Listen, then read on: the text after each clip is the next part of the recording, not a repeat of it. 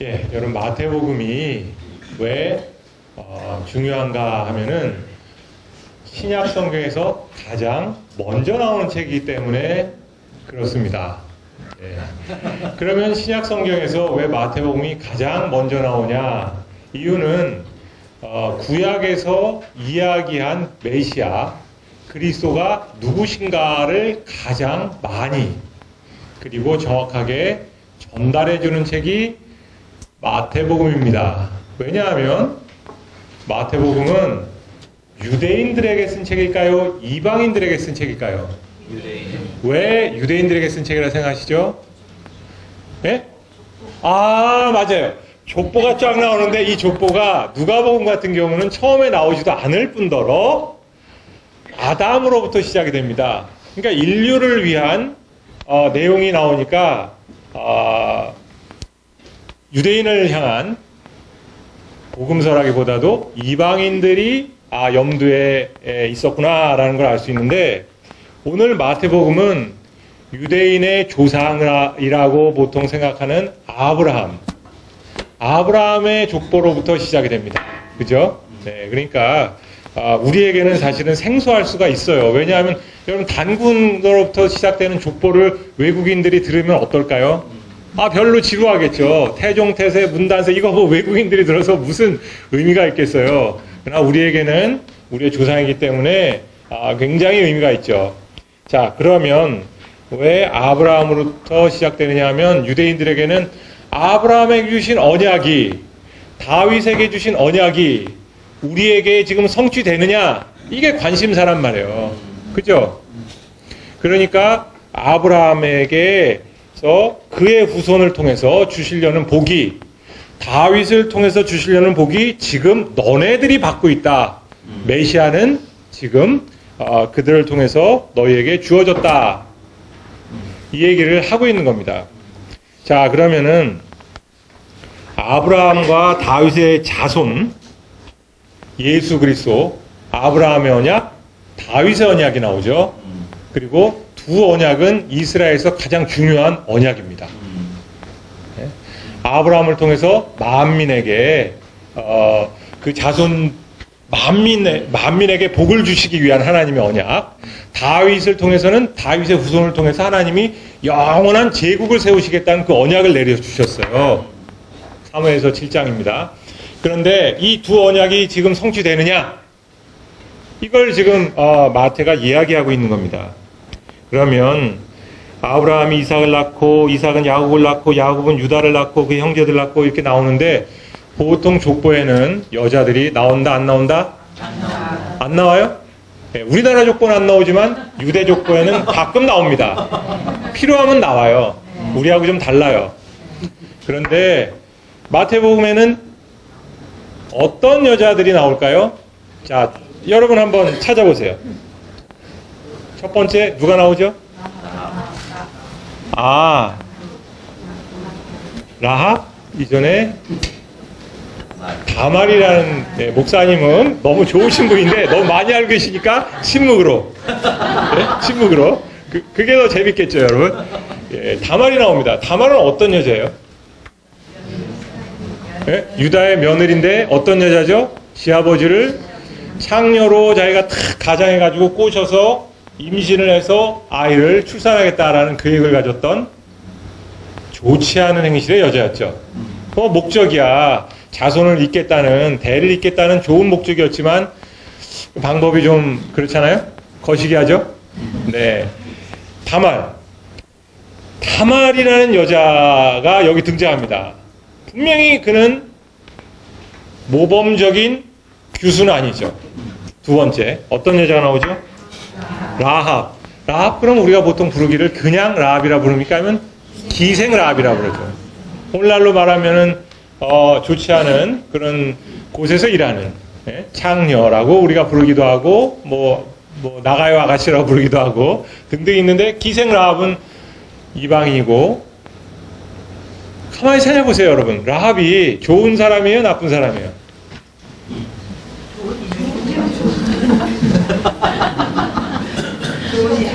좋은 사람이에요? 보기 나름이에요. 여리고에 살던 사람들의 입장에서 보면은 아주 이건 매국노적인 일을 한 사람이죠. 그죠? 우리 왜 낭랑공주와 호동 뭐 왕자 뭐 이런 이야기에서 사랑에 눈이 멀어서 나라를 배반한 그 공주의 이야기라고 생각할 수도 있겠는데, 라합은 한편으로 보면은 민족을 배반한 나쁜 여자일 수도 있고, 또 한편으로는 하나님을 알아서 하나님의 백성 편에 선 좋은 사람이에요. 하지만 그의 과거는 어두웠습니다. 그의 과거는 굉장히 어두워요. 메시아의 조상이라고 보기에는 참 창녀가 메시아의 조상이다. 이거 좀 그렇잖아요. 그죠? 네? 이방 창녀가 세상에 메시아의 정말 할머니다. 네?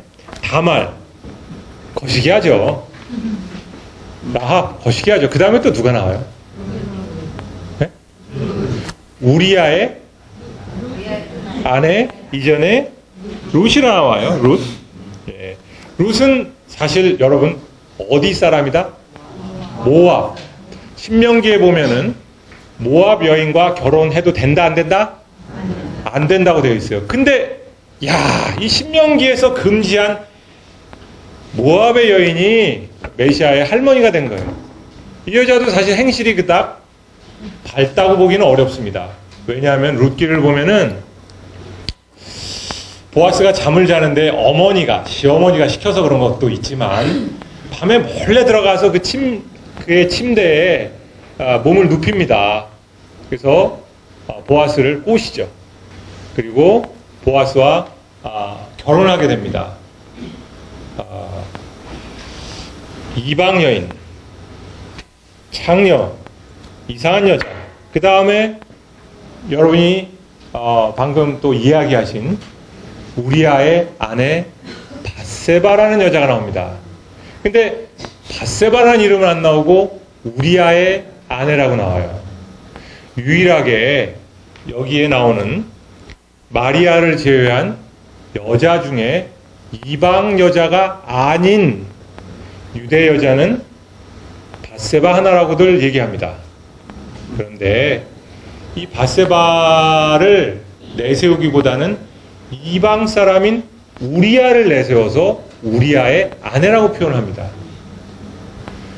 여러분, 다윗이 들었을 때 우리아의 아내라고 자기 부인을 누가 칭한다면 기분이 좋을까요? 나쁠까요? 안 좋죠. 밧세바하고 다윗은 간통, 거기다가 다윗은 살인, 이 죄목이 붙은 관계잖아요. 그죠?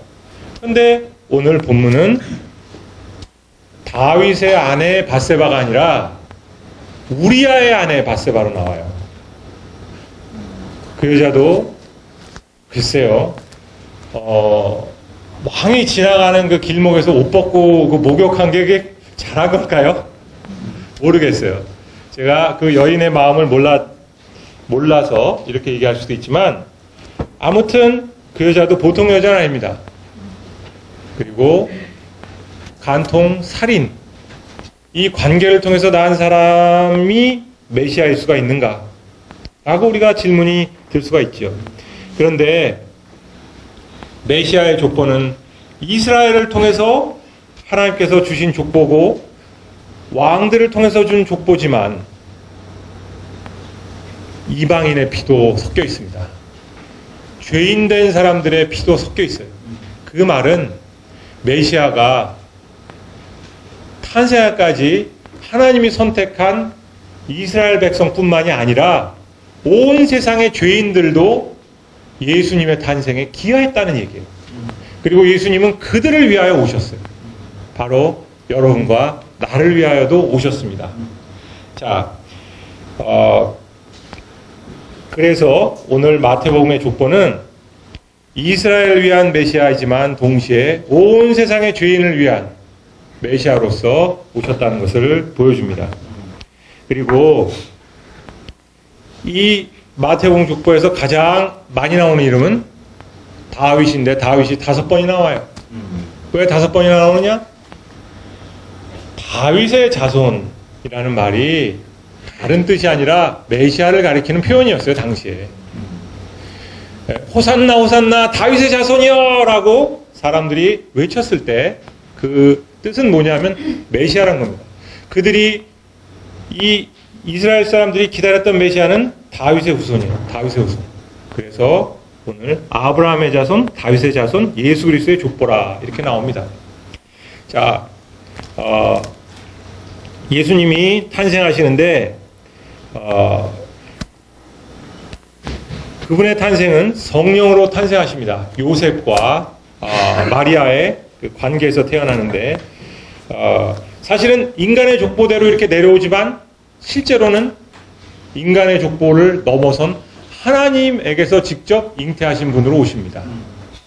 자, 그런데 여러분 마리아가 결혼할 때쯤은 몇 살이라고 생각이 드세요?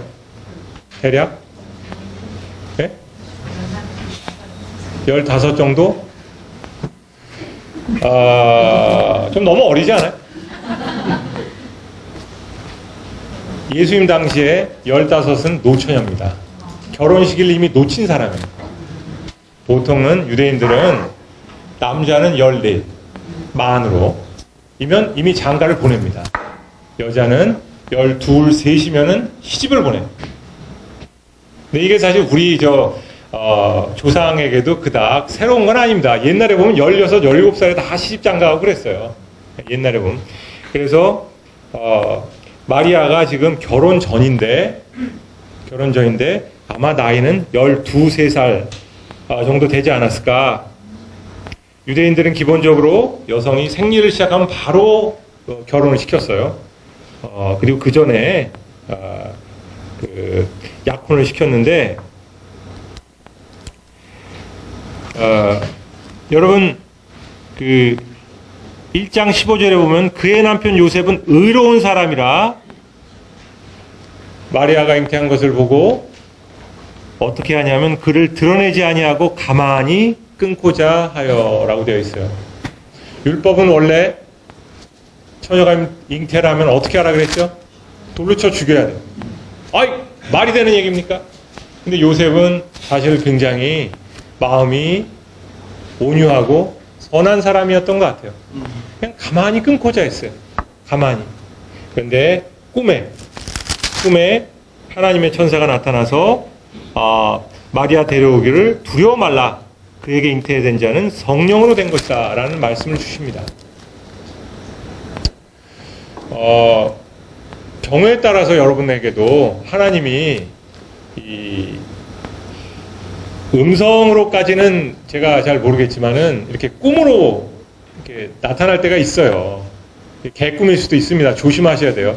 네, 근데 참 하나님은 신비하셔가지고 우리의 이성적인 차원에서의 말씀을 배우는 것도 있지만 또 특별하게 이렇게 우리를 인도해 주실 때가 있단 말입니다. 그래서 우선은 요셉에게 그렇게 나타났습니다. 그리고 예수님은 베들레헴에서 태어나셨죠. 2장으로 넘어갑니다. 베들레헴에서 여러분 어떤 일이 있었느냐? 거기에 누가 찾아옵니까? 동방 박사들이 옵니다. 동방 박사들이 오는데 동방 박사 몇 명이 올까요? 3이 옵니다. 정말이요? 네, 성경에는 사실은 3이란 말이 없습니다. 우리가 동방 박사를 3이라고 생각하는 이유는 동방 박사 3사람. 왜 3사람이냐면 예물이 3이기 때문에 그래요. 초대교회는 동방 박사가 몇이었냐 여러 설명이 있는데 70인이었다라고 얘기하는 데가 있고 어떤 데는 12이었다고 얘기하는 데가 있고 어떤 데는 7이었다라고 얘기하는 데가 있어요. 그 말은 뭐냐면 아무도 모른다는 뜻입니다. 아무도 몰라요. 자, 동방박사, 우리 말로는 동방박사인데 정확하게는 동방의 점성술사예요. 점성술사. 하나님은 이렇게 이방인을 통해서도 메시아를 경배하게 만드셨어요.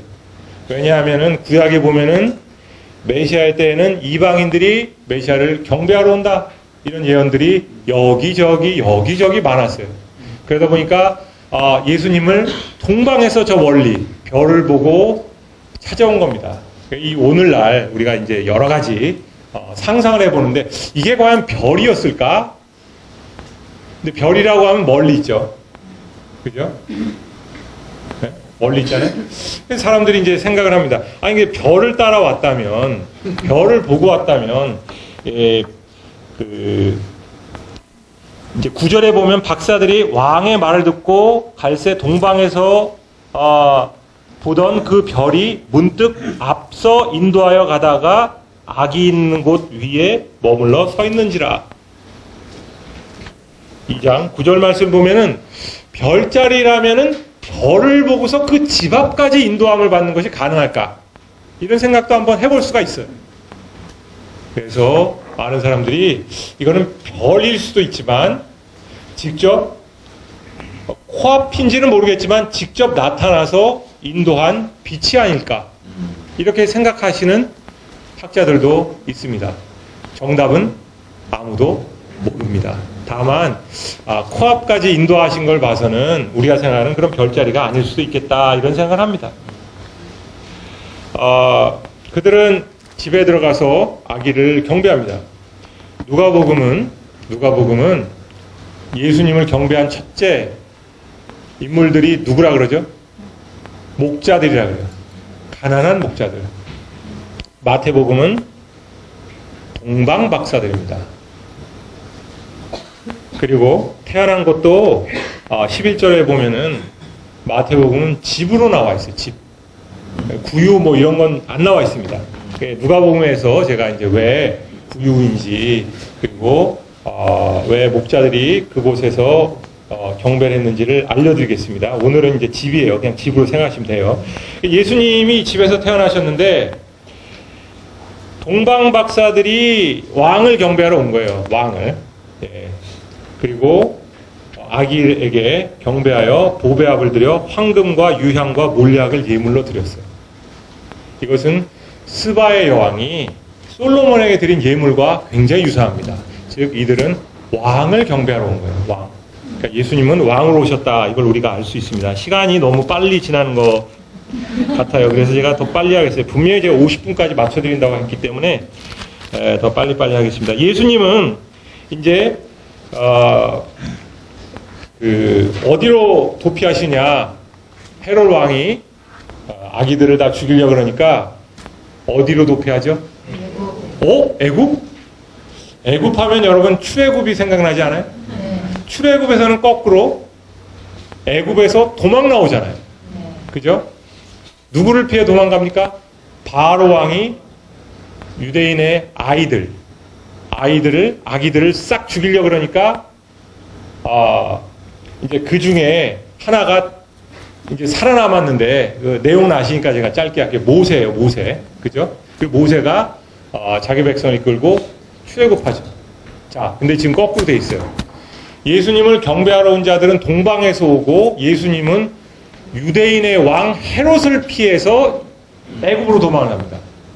애굽은 더 이상 하나님의 백성을 핍박하는 데가 아니라 하나님의 아들인 메시아를 보호하는 곳으로 변해요. 이제는 이방 땅이 더 이상 저주받은 곳이 아니라 이방 땅이 오히려 메시아를 받아들이는 곳이 됩니다. 숨겨주는 곳이 됩니다. 그리고 반대로 이스라엘의 왕은 메시아를 죽이는 악한 역할을 담당합니다. 하나님의 섭리는 이와 같이 모든 것이 뒤집어질 수가 있어요. 먼저 됐다고 여러분 자긍하지도 마시고 나중 됐다고 여러분 자기를 비하하지도 마세요. 하나님의 역사는 몰라요. 모릅니다. 예, 이렇게 변하는데 헤롯은 아기들을 죽이죠. 메시아를 죽일 심보로 아기들을 죽입니다. 그리고 이제 애굽에서 이집트에서 예수님은 나이가 차서 다시 돌아오십니다. 그리고 그 다음에 요단강에서 세례를 받으시고 이제 광야에서 40일 시험을 받으시는데 이 얘기를 가만히 보세요. 이스라엘 역사와 매우 유사합니다. 매우 유사해요. 이스라엘 백성이 출애굽을 하면서 홍해를 건너죠. 그리고 광야를 40년. 그리고 몇 가지 시험을 받습니까? 몇 가지 시험 받아요? 정확하게는 세 가지 시험 봤습니다. 네. 첫 번째 시험은 만나 시험, 배고픔 시험이죠. 네. 두 번째는 뭐예요? 네. 마사에서 하나님을 시험합니다. 출애굽 17장 물을 달라고. 그래서 모세가 바위를 쳐가지고 물을 내죠. 그 다음에 물론 이 순서가 좀 다를 수가 있는데 그 다음에는 어떤 시험이 있냐면 그 아론이 이제 범죄를 하게 되는데 모세가 시내산에 올라가서 40일 있는 동안에 그들이 하나님이 나타나지 않으니까 또 하나님의 역사가 없으니까 두려움에 떨다가 이제 우상을 만들죠. 황금 송아지를 만듭니다. 황금 송아지를 경배하면서 이것이 우리를 지금 보호해 주시고 지키는 신이다. 그래서 우상을 경배하는 그런 잘못된 신앙을 가집니다. 이렇게 세 가지. 자, 예수님 보세요. 예수님 어디서 세례 받으시죠? 요단강 세례. 요단강 세례. 요단강 세례가 홍해를 건너신 거예요. 이스라엘이 홍해 건넌 거하고 예수님이 그 요단강에서 세례 받으신 거하고 똑같아요. 말이가 지금 어떻게 또, 이거 좀 심하다. 이렇게 얘기하시는 분 있을지 모르겠지만, 고린도전서 10장 한번 봐보세요. 예. 제가 시간상, 제가 찾아서 읽어드릴게요. 예. 10장에 보면은 뭐라 되어 있냐면, 형제들아, 나는 너희가 알지 못하기를 원하지 아니하노니, 우리 조상들이 다 구름 아래 있고, 바다 가운데로 지내며 모세에게 속하여 다 구름과 바다에서 세례를 받고 다 같이 신령한 음식을 먹고, 이 말이 있는데 이건 뭐냐면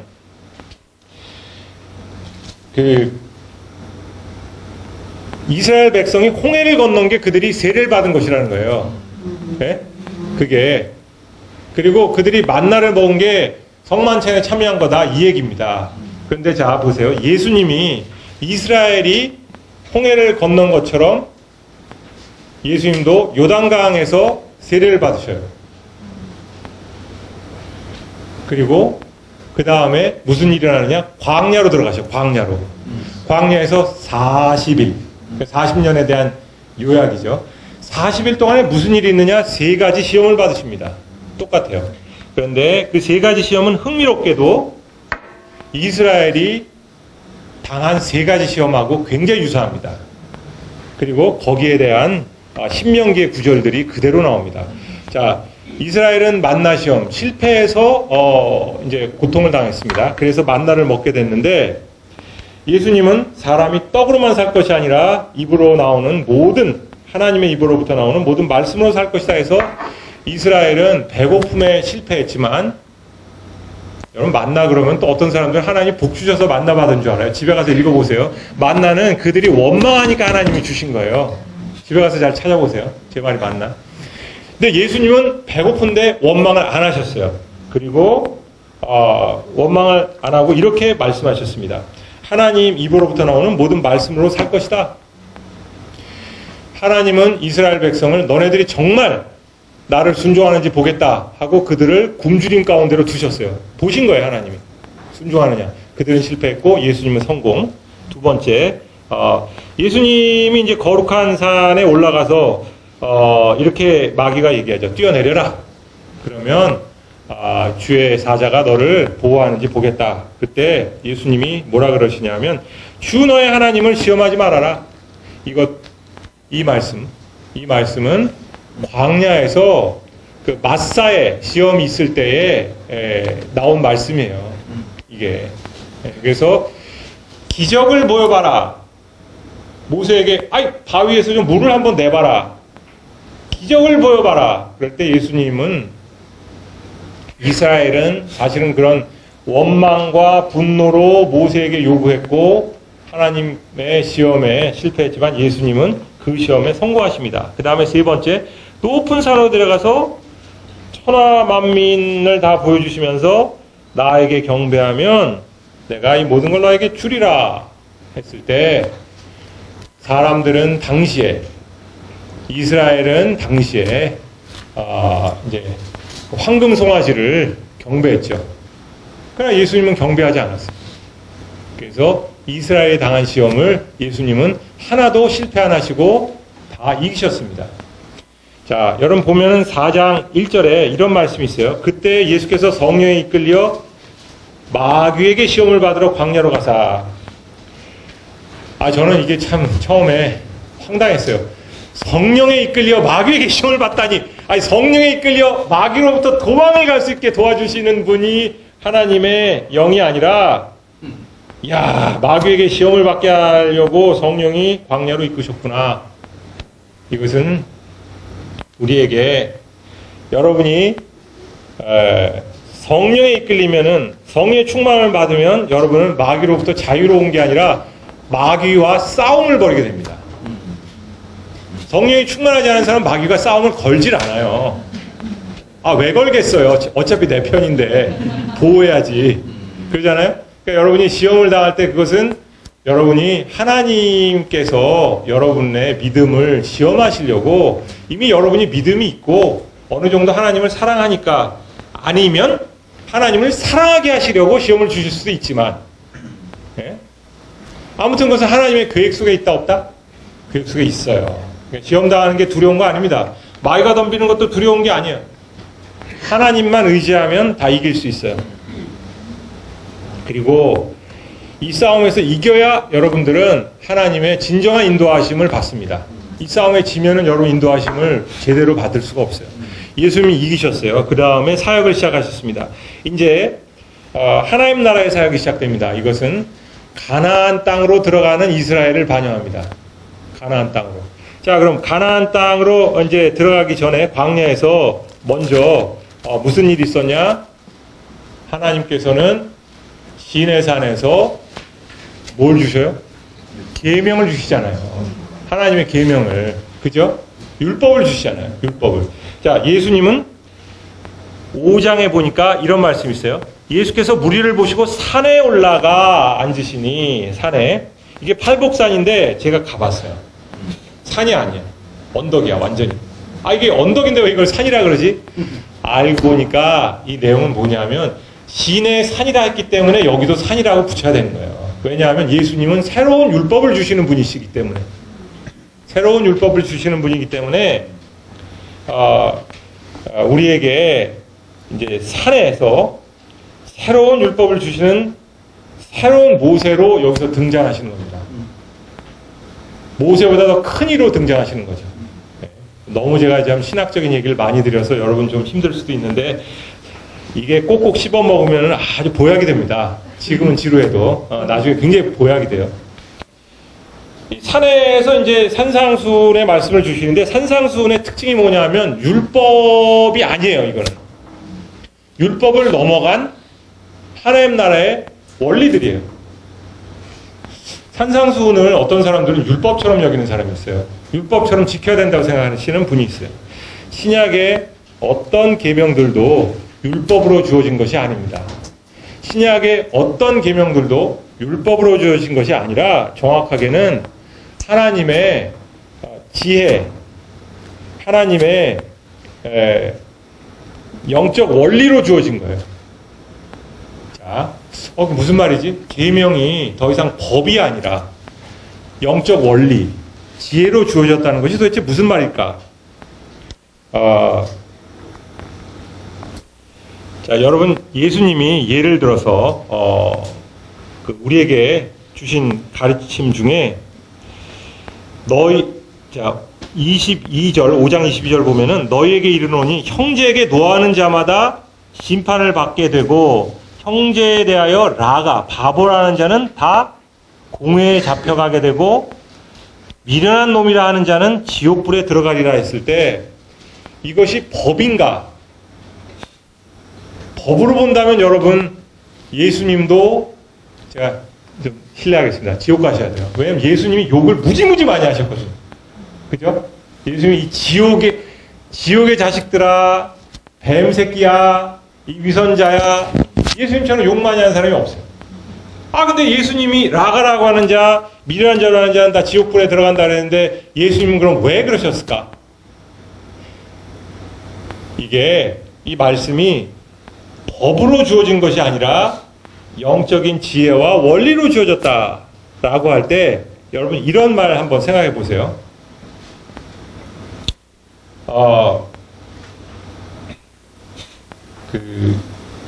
야, 미운 놈, 떡 하나 더 주자.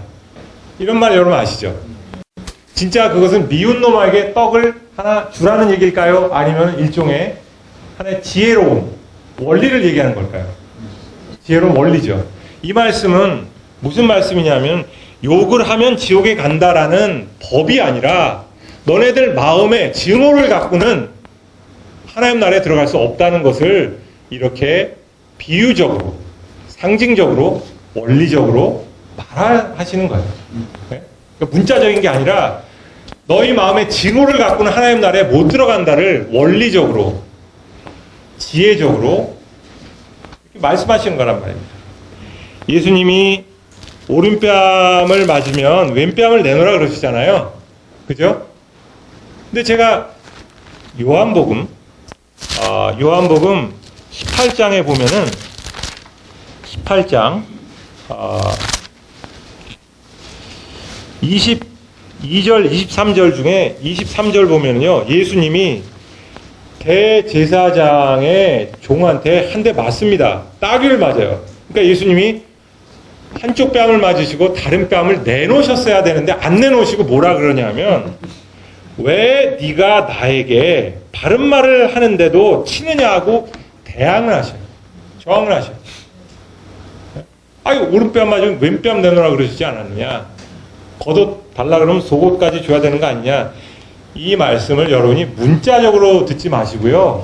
일종의 보복하려는 마음을 내려놔라라는 것에 대한 은유적, 영적, 상징적 원리를 얘기하는 것이다. 네. 자, 여러분, 그런 과장된 표현들 우리말에도 사실 많습니다. 우리말에도 많아요. 예를 들어서 야, 손이 발휘되도록 빌어라. 그때 진짜 손이 발휘될 수는 없겠죠. 그것은 일종의 은유죠, 은유. 그러니까 이 산상수훈의 말씀들은 대부분이 유대인들에게 익숙한, 유대인들이 알아듣기 쉬운 비유적이고 격언적이고 상징적인 과장법이 많이 사용이 돼 있어요. 그래서 오른팔이 범죄하거든 오른손을 잘라라. 오른눈이 범죄하거든 오른눈을 빼라. 사도 중에 눈깔 하나 뺀 사람 내가 본 적이 없어요. 네? 그 이외에도 그 어떤 교우도 자기 팔 자른 사람을 내가 못 봤어요. 네? 그걸 봐서는 이것이 과장법이고, 과장법이라는 건 결코 과장이란 뜻이 아니라 죄에 대해서 이만큼 경솔하게 여기지 말라는 하나의 표현 방식이구나. 유대인의 표현 방식이구나. 우리도 왜 과장된 표현 많이 쓰죠. 뭐 산천초목이 떤다. 난 산천초목이 떠는 거 한 번도 본 적이 없어요. 네? 뭐 여자가 뭐 한을 품으면 온유월에 서리가 내린다. 온유월에 어떻게 서리가 내립니까? 여러분 다 한을 품어도 온유월에 서리는 안 내립니다. 그죠? 이게 과장법이에요. 그래서 죄에 대해서 이렇게 우리가 조심해라, 경솔히 여기지 말라라는 말씀입니다. 여러분은 마태복음 7장으로 넘어가서 마태복음에서 말하는 믿음에 관해서 우리가 볼 텐데 7장에서 여러분 천국에 가는 것에 대하여 우리에게 이야기할 때 주여 주여 하는 자가 천국에 가는 것이 아니라 어떤 자가 간다 그랬을까요? 주여 주여 하는 자가 가는 것이 아니라 어떤 자가 간다 그랬어요? 예, 아버지의 뜻을 행하는 자가 간다 그랬을 때 그 뜻은 무엇일까요? 마태는 유대인들에게 쓰죠. 유대인들은 이미 믿음을 가지고 있어요, 없어요? 있죠. 그러니까 마태는 하나님을 믿으라는 얘기를 아예 한 적이 없어요. 그거는 바울이 하는 거예요, 바울이. 왜 바울이 얘기할까? 바울은 이방인들을 상대하니까 한 하나님이 계시고 그분의 아들 예수 그리스도라는 분이 있는데 그분을 너희가 먼저 인정하고 믿어야 된다. 바울은 당연히 그런 식으로 이제 전도를 시작하는데 마태는 이미 하나님을 믿는 유대 백성에게 얘기하기 때문에 하나님을 믿으란 얘기를 하기보다도 너희의 믿음이 진짜가 되려면 어떻게 해야 되느냐 이걸 얘기하고자 하는 겁니다. 믿음과 행위의 관계는 사실은 애매하고 어려울 수 있습니다. 잘못 얘기하면. 그리고 잘못 얘기하면은 공로로 구원받는 잘못된 생각에 빠질 수도 있어요. 근데 여러분 야고보가 얘기할 때, 마태가 얘기할 때 행위라는 것은요, 믿음의 근거입니다. 구원의 조건이 아니라 구원의 조건이 믿음인다면 그 믿음이 도대체 어떻게 진짜냐를 설명하기 위한 근거로 행위가 나타나야 된다를 얘기할 뿐이에요. 이런 거예요, 여러분. 구원은 어떻게 받죠? 행위입니까? 믿음입니까? 믿음으로 받아요. 이건 해결됐죠, 여러분? 그거 가지고 또 행위로 구원받는 사람 여기 없어요. 그 두 번째 질문이 들어갑니다. 그러면 뭐가 올바른 믿음이죠? 그럴 때 행위 있는 믿음과 행위 없는 믿음이 있다 이거예요. 그러면은 믿음도 다 진짜냐? 아, 믿음으로 구원받는데 믿는다고 다 진짜냐? 아니라는 거예요. 믿는데 믿으면 성령으로 말미암은 우리의 변화가 나타나야 된다. 아, 믿음으로 성령을 받는 거고 믿음으로 하나님 은혜를 받는 거고 믿음으로 하나님 나라에 들어가는데 하나님 나라의 백성 되고 성령 받고 그런 사람들이 하나님의 영을 통한 하나님의 가르침을 통한 하나님의 통치를 통한 변화가 나타나야 되지 않느냐. 그게 행위예요. 근데 거기서 말하는 행위가 어떤 행위냐 하면은 정확하게 얘기하면은 종교적 행위가 아니라 1차적으로는 종교적 행위로 온다면 사실 유대인 따라갈 사람 없어요. 11조 뭐 헌금 뿐만 아니라 전도도 그렇고 교회 생활도 그렇고 뭐 굉장합니다. 그런데 마태복음에서 말하는 올바른 행위는 뭐냐 하면 정확하게는 하나님 사랑, 이웃 사랑을 실천하는 그 삶이에요. 율법을 여러분 딱 줄이면 뭐가 돼요? 하나님 사랑, 이웃 사랑이에요. 율법이 어렵지가 않아요. 딱 줄이면 하나님 사랑, 이웃 사랑인데 그럼 하나님 사랑, 이웃 사랑을 한 단어로 줄이면 뭘까요?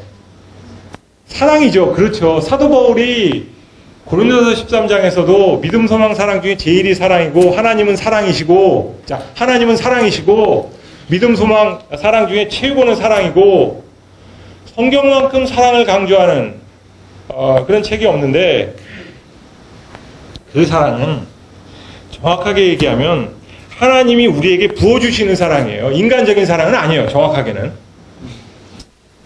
사랑하면 세상 사람들도 많이 알고 있고 할 수 있어요. 근데 이제 마태복음에서 말하는 하나님 사랑, 이웃 사랑할 때 그 사랑은 하나님이 우리에게 부어주시는 은혜의 사랑이에요. 그 사랑이 여러분 안에 넘치면은 여러분은 믿음이 제대로 있는 사람이고 그 사랑이 없으면 여러분의 믿음은 가짜예요. 하나님이 부어주신 은혜의 사랑이 넘칠 때 여러분의 봉사는 공로가 아니라 참된 상받을 하나님이 상을 주실 칭찬받을 행위가 되는 겁니다. 그런 사람은 늘 감사가 넘쳐요. 그런 사람들은 늘 하나님에게 이 자연스럽게 가까이 하게 되고 사람들에게도 자연스럽게 봉사를 하게 됩니다. 뒤끝이 없어요. 무엇을 행하고도 나는 무익한 종이라는 고백밖에 하지 않습니다. 왜? 이건 하나님이 내게 주신 사랑으로 내가 할 수밖에 없는 행위들이니까. 그러니까 행위로 여기서 주여 주여 하는 자가 아니라 하나님의 뜻을 행하는 자만이 하나님 나라에 들어간다, 천국에 들어간다 할 때 그 행위는 우리의 공로를 의미하는 게 아니라 하나님이 부어주신 사랑으로 말미암은 열매들이에요. 열매들. 자, 좋은 나무는 좋은 열매를 맺습니다. 맞죠? 포도나무가 포도 맺죠. 가시나무는 뭐 가시를 뭐 만들겠죠. 그죠? 이게 마태복음의 원리예요. 좋은 나무는 좋은 열매를, 못된 나무는 못된 열매를. 자, 본질이 좋은 나무이기 때문에 여러분들이 하나님의 백성이 됐기 때문에 좋은 열매가 나타난다 이거예요. 그래서 이렇게 얘기합니다. 그 집 건축에 대해서 24절부터 얘기하는데 누구든지 나의 이 말을 듣고 행하면 그 자는 반석의 집을 지은 자다. 구원이 확실한 거죠. 구원이. 말씀을 듣기만 하는 자가 아니라 행하는 자가 되라. 행하는 자. 여기서 행함은 어떤 행함이냐면 하나님의 사랑으로 말미암아서 행하지 않을 수 없는 삶을 사는 사람들이에요. 그런 사람만이 인간이 할 수 없는, 인간으로서는 정말 기대하기 힘든 일까지도 넉넉하게 해냅니다. 아까 제가 목사님 보고 그 말씀 드렸어요. 하나님에게 붙잡힌 사람이 아니고서 누가 이런 목회를 하겠습니까? 힘든데. 예. 그래요. 정말 여러분이 하나님에게 붙들려서, 정말 세상 사람들이, 바라볼 때도 어떻게 저렇게 사나 싶은 일을 해도 기쁜 것은 은혜 때문이라고 믿습니다. 예, 딱 5분 남았어요. 이제 빨리 해야 되겠네. 이제 8장 나갔는데. 예. 예수님은, 그 다음에 이제 하나님 나라 사역을 하시는데, 하나님 나라 사역에는 여러 가지가 있는데, 말씀만 전하시는 것이 아니라 병도 고쳐주시고, 귀신도 쫓아주시고, 그러십니다. 중요한 것은, 하나님의 돌보심은 구원의 역사인데, 그럼 구원 그럼 뭐예요? 구원이 뭐죠? 구원이 뭐라고 생각하세요? 구원이 뭘까요? 복음서에서 말하는 구원은 대체로 뭐냐면 모든 타락의 결과로부터 회복되는 하나님의 돌보심이 구원이에요. 거기에서 첫 번째가 타락의 결과니까 죄가 많게 된 상황에서 죄사함이 들어가겠죠. 그러나 죄사함만 구원이라고 말하진 않아요. 죄사함은 당연히 중요한 구원이죠. 죄사함뿐만 아니라 여러분의 필요를 채워주신 하나님, 여러분의 문제를 해결해 주신 하나님의 도우심이 구원의 손길이에요. 그래서 병자를 고쳐주시기도 하고, 우리에게 일용할 양식을 주시기도 하고, 우리의 파괴된 관계를 회복하시기도 하고, 이런 모든 것들을 마태는 구원이라고 얘기하고 있습니다. 여러분, 그러면 그런 것들을 우리가 어떻게 체험하고 어떻게 받을까요? 구하라. 받으리라는 거예요. 구하세요. 여러분. 하나님은 좋은 것 주십니다. 여러분의 뜻대로 구할 것이 아니라 하나님에게 간절히 구할 때, 여러분 생선을 달라는 자에게 뱀을 주지 않으시는 하나님, 빵을 달라는 자녀에게 돌을 주시지 않는 하나님.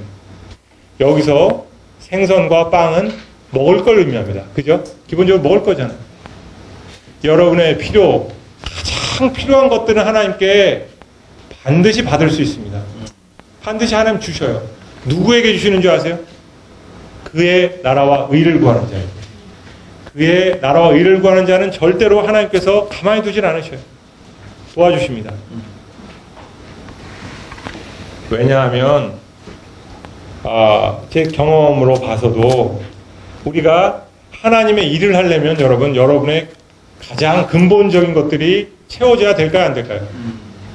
이렇게 배짱을 가져보세요. 배고프고 힘들면 하나님 손해지 내 손해입니까? 예? 나 하나님 일 하려면은 이거 필요합니다. 시키려면은 먹여주시겠죠. 이런 당당함을 가지시고 하나님께 마치 내 것을 찾느냐 구하세요. 저는 여러분의 욕심을 채워주시는 하나님이라고 얘기하지 않았습니다. 여러분의 필요를 채워주시는 하나님이라고 얘기했어요. 여러분의 원하는 걸 채워주시는 하나님이 아니라 여러분의 필요를 채워주시는 하나님이라고 말씀드렸어요. 여러분의 필요는 반드시 하나님 채워주십니다. 네. 그리고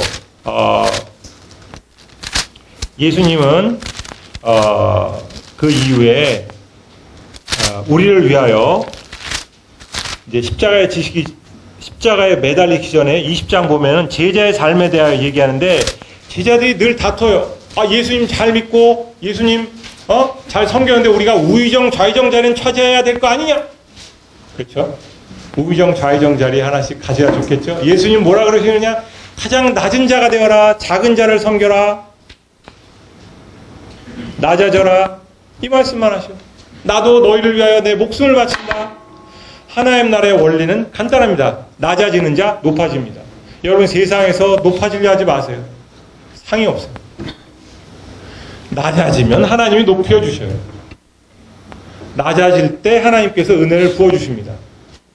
그래서 여러분들은 낮으려고 할 때 그것이 굉장히 어려운 일이지만 정말 우리 가슴을 찢고 자존심이 팍팍 상한 일이지만 그런 일을 경험하는 자들이 누리는 영적 신비들이 있습니다. 하나님이 부어주시는 은혜는 그런 자들에게 임한다는 거예요. 예.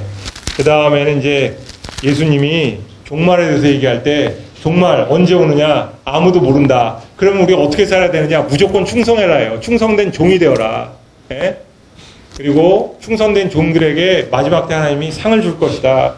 열처녀의 비유 반드시 오신다. 기름 준비하고 살아라. 기름은 뭐냐?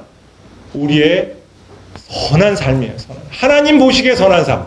인간들 보기에 선한 삶이 아니라 하나님 보시기에 하나님에게 순종해서 사는 그런 삶을 살아라 이 얘기를 하십니다. 그러면서 양과 염소의 비유 얘기하시면서 너네들이 정말 천국에 들어가고 상을 받으려면은 작은 자에게 나를 대하듯이 해라는 거예요. 나를 대하듯이. 배고프고 헐벗고 굶주린 자들을 도우라는 겁니다. 특히 하나님의 일을 하다가 하나님의 일을 하면서 헐벗고 굶주리고 배고픈 자, 오기 갇힌 자를 도울 때 그가 나다는 게 그가. 그러니까 너네들은 나를 사랑한 것과 똑같다. 자, 하나님 사랑, 이웃 사랑 이것이 한 계명으로 줄어드는데 뭐냐 하면 이 세상에서 소외되고 힘들고 어려운 일을 당하는 주님의 일을 하는 사람들 먼저, 그 다음에는 세상에서도 어려움을 당하는 그런 사람들을 도울 때 그것은 곧 하나님을 사랑한 것이고 이웃을 사랑한 것이다 라고 예수님은 말씀하시고 있습니다. 그 다음엔 예수님이 우리를 위하여 십자가에 죽으시고 부활하셨어요. 네, 여기까지 해서 50분 딱 마쳤습니다. 감사합니다.